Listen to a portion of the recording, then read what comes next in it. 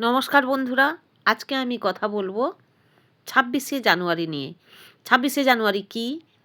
কেন ২৬শে জানুয়ারি দিনটিকে প্রজাতন্ত্র দিবস হিসাবে পালন করা হয়? ২৬শে জানুয়ারির গুরুত্ব, ২৬শে জানুয়ারির ইতিহাস, ২৬শে জানুয়ারিকে কেন গ্রহণ করা হয়েছিল প্রজাতন্ত্র দিবস হিসাবে? প্রজাতন্ত্র দিবস কি? এই সব নিয়েই আমি আজকে কথা বলবো। প্রতি বছর খুব ঘটা করে আমাদের ২৬শে জানুয়ারি পালিত হয়। ২৬শে জানুয়ারিটি কি? আসলে ২৬শে জানুয়ারিকে সবাই বলে প্রজাতন্ত্র দিবস। তাহলে প্রজাতন্ত্র দিবস এখন আমরা জেনে নেব প্রজাতন্ত্র দিবস কি।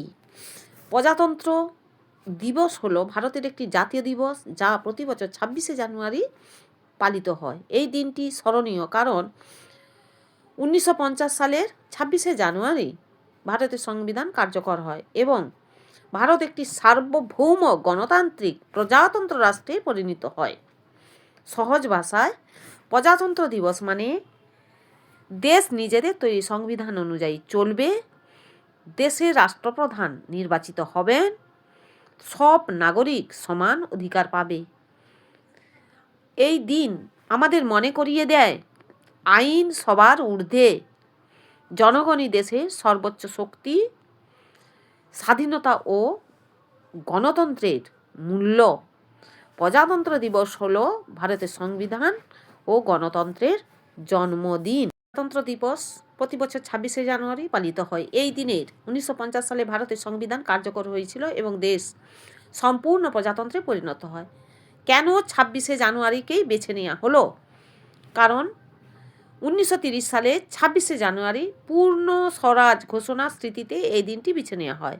তাহলে এই দিনটার গুরুত্ব কি? নিশ্চয়ই গুরুত্ব আছে। গুরুত্ব কি না, ভারতের গণতন্ত্র, সংবিধান ও নাগরিক অধিকারকে সম্মান জানানো, সংবিধান রচয়িতা বি.আর. আম্বেদকর সহ সকল আবেদনকারীর প্রতি শ্রদ্ধা। কি কি অনুষ্ঠান হয়?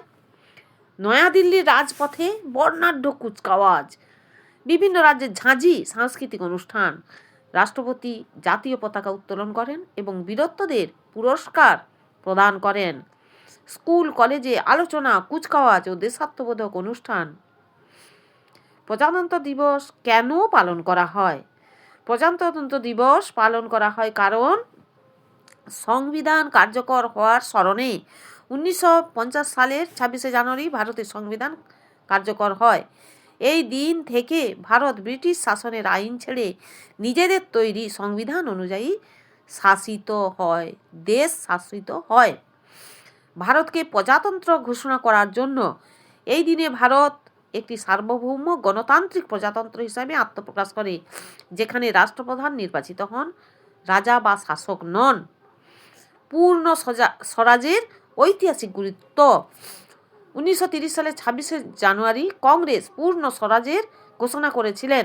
এই ঐতিহাসিক দিনের স্মরণে এই তারিখটিকে বেছে নেওয়া হয়। আবার সর্বোপরি নাগরিক অধিকার ও কর্তব্য স্মরণ করাতে সংবিধান আমাদের অধিকার, কর্তব্য ও সমতার শিক্ষা দেয়। প্রজাতন্ত্র দিবস তা মনে করিয়ে দেয়। সব থেকে বেশি যেটা আমাদের ভারত বৈচিত্র্যের মধ্যে একটা ঐক্য গড়ে তোলার উদ্দেশ্যে আমাদের এইটা পালন করা হয়। জাতীয় ঐক্য, দেশপ্রেম জাগ্রত করতে এই দিনে দেশের একতা, সংস্কৃতি ও শক্তি প্রদর্শনের উপলক্ষে সংক্ষেপে বলা যায়, নিজেদের সংবিধানের শাসিত স্বাধীন দেশ হওয়ায় গৌরব স্মরণ করতেই প্রজাতন্ত্র দিবস পালন করা হয়। প্রজাতন্ত্র দিবসের গুরুত্ব আরেকটু জেনে নিই। প্রজাতন্ত্র দিবস শুধু একটি উৎসব নয়, এটি ভারতের গণতান্ত্রিক আত্মপরিচয়ের প্রতীক। এর গুরুত্ব অপরিসীম। এটার প্রথম গুরুত্ব হলো সংবিধানের মর্যাদা রক্ষা। এই দিন আমাদের সর্বোচ্চ আইন ভারতের সংবিধানকে সম্মান জানানো হয়। দ্বিতীয়ত, গণতন্ত্রের শক্তি স্মরণ। ভারত যে জনগণের দ্বারা জনগণের জন্য শাসিত, এই চেতনা আরও দৃঢ় হয়। তৃতীয়ত, নাগরিক অধিকার ও কর্তব্যের শিক্ষা। আমরা ভারতের মৌলিক অধিকার পাই, আবার কর্তব্য পালনের দায়িত্বও স্মরণ করি। জাতীয় ঐক্যের প্রতীক। নানা ভাষা, নানা মত, নানা পরিধান, বিবিধের মাঝে দেখো মিলন মহান। তাই নানা ভাষা, ধর্ম, সংস্কৃতির মানুষ একসঙ্গে দেশ হিসাবে দাঁড়ানোর বার্তা দেয়। পঞ্চমত, দেশপ্রেম ও আত্মসম্মান জাগ্রত করে। জাতীয় পতাকা, কুচকাওয়াজ ও সাংস্কৃতিক অনুষ্ঠানের মাধ্যমে দেশপ্রেম বাড়ে। আর একটা সবথেকে বড় কথা, ভবিষ্যৎ প্রজন্মকে অনুপ্রাণিত করে। শিশু কিশোরদের মধ্যে দেশ, আইন ও মূল্যবোধ সম্পর্কে সচেতনতা তৈরি করে। তাই প্রজাতন্ত্র দিবস আমাদের স্বাধীনতা, সংবিধান, গণতন্ত্র, জাতীয় গৌরবের গুরুত্ব স্মরণ করিয়ে দেয়। এখন প্রজাতন্ত্র দিবসে নানান অনুষ্ঠান হয়।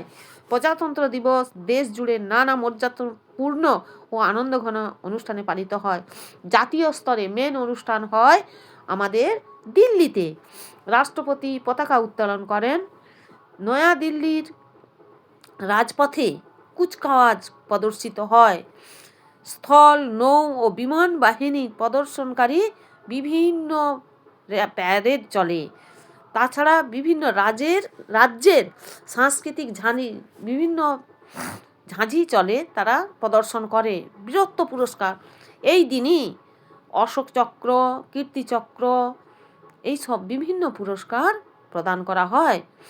বিমান বাহিনীর ফ্লাইপাস্ট রাজ্য ও জেলা স্তরেও পিছিয়ে থাকে না। রাজ্যপাল জেলা শাসকের পতাকা উত্তোলন করেন।